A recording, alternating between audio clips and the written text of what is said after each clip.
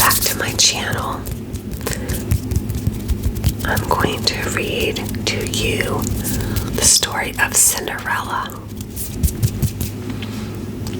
Once there was a gentleman who married for a second wife the proudest and most haughty woman that was ever seen. She had by a former husband 2 daughters of her own humor, who were indeed exactly like her in all things, yet likewise by another wife, a young daughter, but of unparalleled goodness and sweetness of temper, which she took from her mother, who was the best creature in the world. No sooner were the ceremonies of the wedding over, but the mother-in-law began to show herself in her true colors. She could not bear the good qualities of this pretty girl, and the less because they made her own daughters appear the more odious. She employed her in the meanest work of the house. She scoured the dishes, tables, etc., and she scrubbed Madam's chamber and those of Mrs. her daughters.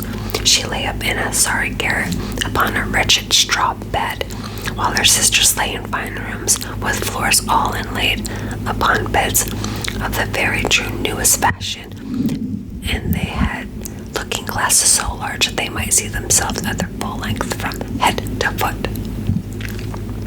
The poor girl bore all patiently and dared not tell her father, who would have rattled her off, for his wife covered him entirely.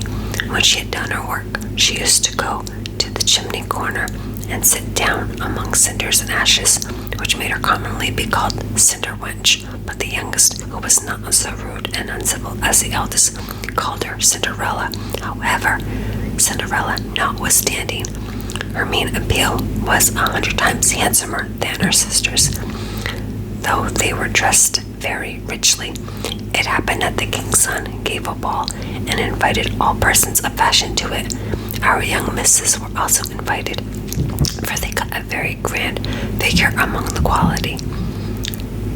They were mightily delighted at this invitation, and wonderfully busy in choosing out such gowns, petticoats, and headclothes as might become them. This was a new trouble to Cinderella, and it was she who ironed her sisters' linen and plaited their ruffles. They talked all day long of nothing but how they should be dressed. For my part, said the eldest, I will wear my red velvet suit with French trimming. And I, said the youngest, shall have my usual petticoat. But then, to make amends for that, I will put on my gold-flowered manteau and my diamond stomacher, and was far from being the most ordinary one in the world. They sent for the best tire woman who could get to make up their headdresses and adjust their double pinners, and they had the red brushes and matches from Mademoiselle de la Pouche. Cinderella was likewise called up to them to be consulted in all these matters, for she had excellent notions and advised them always for the best, nay, and offered her services to dress their heads, which they were very willing she should do. As she was doing this, they said to her, Cinderella, would you not be glad to go to the ball? Alas, said she, you only cheer me. It is not for such I am to go thither. Thou art in the right of it, replied they. It would make the people laugh to see a cinder wench at a ball. Anyone but Cinderella would dress their heads awry, but she was very good and dressed them perfectly well. They were almost 2 days without eating, so much they were transported with joy. They broke above 8 dozen laces, and trying to be laced up close, that they fought that they might have a slender shape, and they were continually at their looking glass. At last the happy day came. They went to court, and Cinderella followed them with her eyes as long as she could. And when she lost sight of them, she fell a-crying. Her godmother, who saw all her tears, asked her what was the matter. I wish I could. She was not able to speak the rest, being interrupted by her tears and sobbing. This godmother of hers, she was a fairy, said to her, Thou wishest thou couldst go to the ball, is it not so? Yes, cried Cinderella with a great sigh. Well, said her godmother, be but a good girl, and I will contrive thou shalt go. Then she took her into her chamber and said to her, Run into the garden and bring me a pumpkin. Cinderella went immediately to gather the finest she could get, and brought it to her godmother, not being able to imagine how this pumpkin could make her go to the ball. Her godmother scooped out all the inside of it, having left nothing but the rind, which done, she struck it with her wand, and the pumpkin was instantly turned into a fine coach, gilded all over with gold. She then went to look into her mousetrap, where she found 6 mice all alive, and ordered Cinderella to lift up the little trapdoor. When given each mouse as it went out a little tap with her wand, the mouse was that moment turned into a fine horse, which altogether made a very fine set of 6 horses, with a beautiful mouse-colored dapple gray.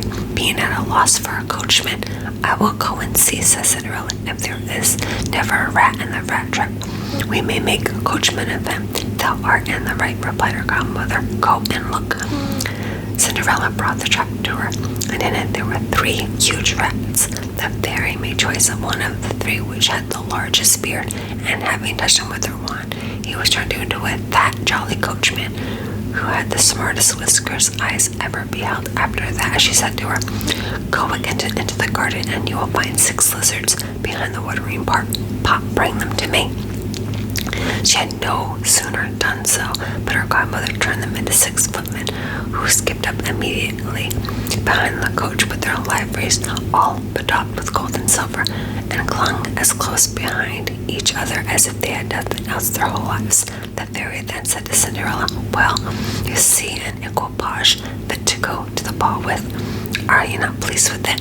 "Oh, yes," she cried, "but must I go thither as I am, in these nasty rags?" Her godmother only touched her with her wand, and at the same instant her clothes were turned into cloth of gold and silver, all beset with jewels. This done, she gave her a pair of glass slippers, the prettiest in the whole world.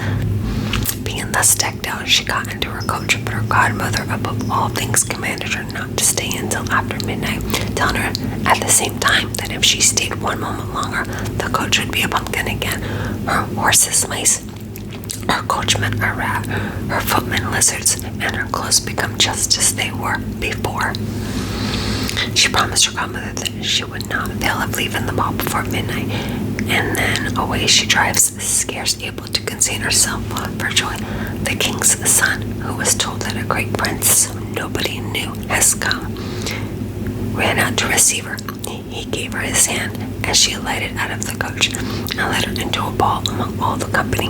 There was immediately a profound silence. They left off dancing, and violins ceased to play. So attentive was everyone to contemplate the singular beauties of the unknown newcomer. Nothing was then heard but a confused noise of, "Ha, how handsome she is! Ha, how handsome she is!" The king himself, old as he was, could not help watching her and telling the queen softly that it was a long time since he had seen so beautiful and lovely a creature. All the ladies were busied in considering her clothes and headdress, that they might have made some next day for the same pattern, provided they could meet with such a fine material and as able hands to make them. The king's son conducted her to the most honorable seat afterward, and looked out to dance with them. She danced so gracefully that they all more and more admired her. A fine collation was served up. Therefore, the young prince ate not a morsel, so intently was he busied in gazing on her. She went and sat down by her sisters, showing them 1,000 civilities, giving them part of the oranges and citrons which the prince had presented her with, which very much surprised them, for they did not know her. While Cinderella was thus amusing her sisters, she heard the clock strike 11 3/4, whereupon she immediately made a courtesy to the company and hastened away as fast as she could. When she got home, she ran to seek out her godmother, and after having thanked her, she said she could not but heartily wish she might go next day to the ball, because the king's son had desired her. As she was eagerly telling her godmother whatever had passed at the ball, her 2 sisters knocked at the door, which Cinderella ran and opened. "How long have you stayed?" cried she, gaping, rubbing her eyes, and stretching herself as if she had been just waked out of her sleep. She had not, however, any manner of inclination to sleep since they went from home. "If thou hadst been at the ball," said one of her sisters, "thou wouldst not have been tired with it. There came thither the finest princess, the most beautiful ever was seen with mortal eyes. She showed us 1,000 civilities and gave us oranges and citrons." Cinderella seemed very indifferent in the matter. Indeed, she asked them the name of that princess, but they told her they did not know it, and the king's son was very uneasy on her account and would give her all the world to know who she was. At this, Cinderella, smiling, replied, "She must then be very beautiful indeed. How happy you have been! Could not I see her? Ah, dear Miss Charlotte, do lend me your yellow suit of clothes which you wear every day." "Ay, to be sure," cried Miss Charlotte. "Lend my clothes to such a dirty snow-witch as thou art. I should be a fool." Cinderella indeed expected well such answer, and was very glad of the refusal, for she would have been sadly put to it if her sister had lent her what she asked for jestingly. The next day the two sisters were at the ball, and so was Cinderella, but dressed more magnificently than before. The king's son was always by her, and never ceased his compliments and kind speeches to her, to whom all this was far from being tiresome, that she quite forgot what her godmother had recommended to her, so that she at last counted the clock striking 12, when she took it to be no more than 11. She then rose up and fled as nimble as a deer. The prince followed, but could not overtake her. She left behind one of her glass slippers, which the prince took up most carefully.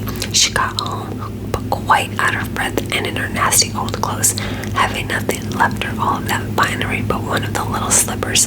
Fellow to that she dropped. The guards at the palace gate were asked if they had not seen a princess go out, who said they had seen nobody go out but a young girl very meanly dressed, and who had more of air of a poor country wench than a gentlewoman. When the two sisters returned from the ball, Cinderella asked them if they had been well diverted, and if the fine lady had been there. They told her yes, but that she hurried away immediately when it struck 12, and was so much chased that she dropped one of her little glass slippers, the prettiest in the world, which the king's son had taken up, that he had been nothing but look at her at the ball, and most certainly was very much in love with the beautiful person who owned the glass slipper. What they said was very true, for a few days after the king's son caused it to be proclaimed by sound of trumpet that he would marry her, whose foot the slipper would just fit.